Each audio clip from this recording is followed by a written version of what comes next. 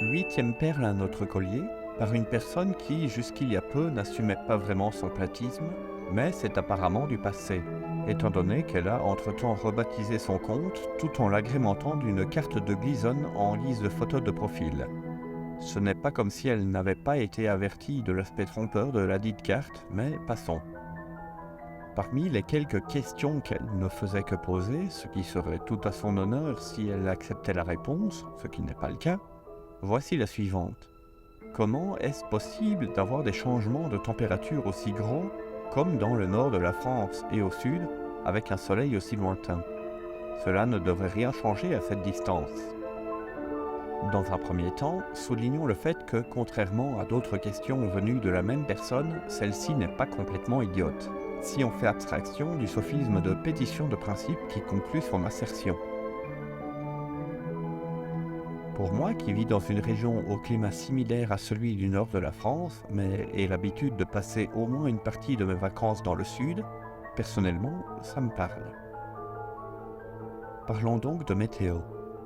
Si vous avez suivi les vidéos précédentes, vous vous souviendrez que l'hexagone de Perpignan à Lille se situe dans la zone de convection de Ferrel, ce qui correspond à un climat dit tempéré. L'ensoleillement et la pluie y sont donc distribués de manière assez équitable, et ce, même les jours de gel ou de sécheresse.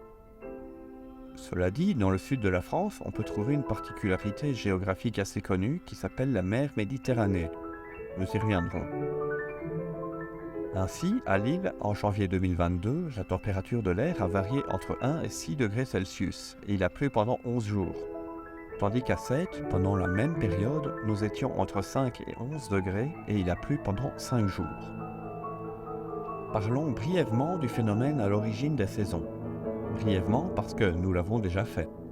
L'axe de rotation de la Terre est orienté d'environ 23 degrés par rapport à l'écliptique, ce qui fait que les saisons sont plus ou moins marquées, selon qu'on se situe plus ou moins près de l'équateur. Il est donc normal en soi qu'il fasse plus chaud à Perpignan qu'à Lille, ces deux villes étant situées à environ 880 km l'une de l'autre. Mais ce n'est pas tout. Rappelez-vous, dans le sud de la France se trouve un élément assez remarquable appelé la mer Méditerranée. Je vous passerai l'aspect touristique de la chose, même s'il vaut le détour, pour aller à l'essentiel. Cette mer, à elle toute seule, influe sur la météo locale, aussi bien au niveau de l'ensoleillement que de la pluviométrie. Je ne dis pas qu'il n'y pleut jamais, loin de là. Je dirais même que quand il y pleut, c'est assez costaud. Pour répondre à la question initiale, disons que la mer Méditerranée se situe dans une zone où les anticyclones subtropicaux agissent en été, tandis qu'ils s'effacent en hiver.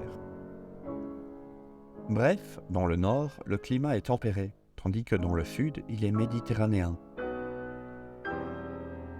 Cela dit, je me demande comment cette réalité s'explique avec un soleil qui tourne en rond au-dessus d'une terre plate.